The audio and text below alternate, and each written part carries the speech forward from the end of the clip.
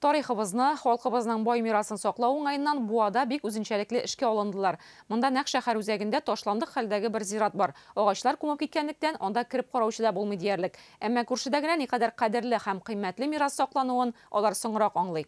Баксан, бу бик борынгы зират икән. Тарихчылар аңа 500 ел бар дип исәпли. 200 ел элек куелган кабер ташлары табылган. Аларны өйрәнгән саен халкыбызның дини тарихы, дин әһелләренең шәхесе ачыла бара. Буа тарихчысы Рәшит Амишев шушы урында мемориаль комплекс ясарга тәкъдим иткән. Күптән түгел эшне башлап җибәрделәр. Минемчә, ул Татарстан районнарында ачык һавада музей форматында эшли ала торган әле беренче шундый зират булачак. Монда килеп бай тарихны өйрәнергә мөмкин икәнлекне Алия Хәйретдинова күреп кайтты. Буа шәһәрендә борынгы татар зираты бар. Галимнәр фаразлавынча, кадәр 500 елга якын тарихы бар аның. Шунда инде күмелгән бик күп күркәм шәхесләр, зыялылар. Бүгенге көндә 200ләп борынгы гарәп язулы шундый ташлар саклана. 2017 елда Буа халкы зур эшкә алынмаса, буларның берсен дә белеп булмас иде мөгаен. Шул вакытта борынгы зиратны чистарта башлыйлар. Агач куаклардан орындырган саен кабер ташлары ачыла. Аларның күбесе 18-19 гасырныкы була. Кайберләре донлыклы дин әһелләре, галим, зыялыларныкы. Монда язылган Нургали Хасановның кем булуы хакында, аның тормыш юлы, биографиясе, кая укыган, остазлары. Бу инде ишан булган инде, шейх булгач, ул вакыт өчен һәм инде бик танылган мударрис, мәдрәсә җитәкчесе, имам. Шушы Буа шәһәрендә Әл-Буави булгач, Буа шәһәрендә яшәп, шунда гомер кичереп, хезмәт куйган, шунда вафат булып күмелгән дигән мәгълүматлар монда язылган. Нургали Хасановның кабере борынгы зиратның түрендә урнашкан. Аның Буадан икәне билгеле.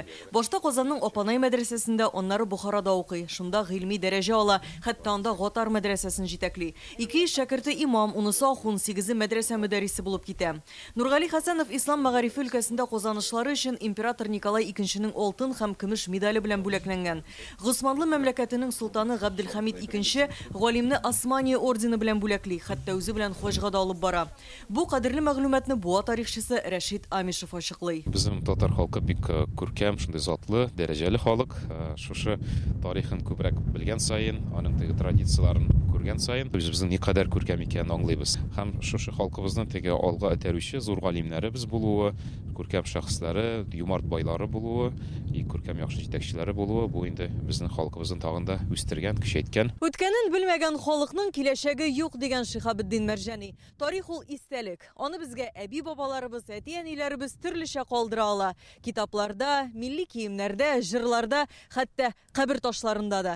Менә бу зиратта да кабер ташы өстендә чалма бар икән, димәк монда дин әһеле җирләнгән. Шулай ук кабер ташының һәрбер ягында нидер язылган. Туган, үлгән еллары гына түгел, ә кешенең бөтен тормыш юлы. Кабер ташларындагы язуларның күбесе заманында Буада яшәгән каллиграф Гарифҗан Вәлидов Буави иҗаты булып чыга. Ташның һәр ягында гарәп имләсе белән татарча язылган. Бу кабернең сахибе, хуҗасы Айни Джамал Муллина Шәриф байның җәүзәсе, димәк хатыны. Бу язуларны әлбәттә бик сирәк кешеләр генә укый ала, әмма тарихыбыз белән кызыксынучылар күп булу, мондый мирасыбызны саклау максатыннан Рәшит Амишев әлеге урынны тәртипкә китерергә тәкъдим итә. Хәзер тирәсен таш койма белән әйләндереп алганнар, киләсе елга капка куярга ниятлиләр. Һәрбер кабер ташының язуы тәрҗемә ителәчәк, аны махсус QR-код аша укып булачак. Ташландык хәлдә кебек күренәйди ул.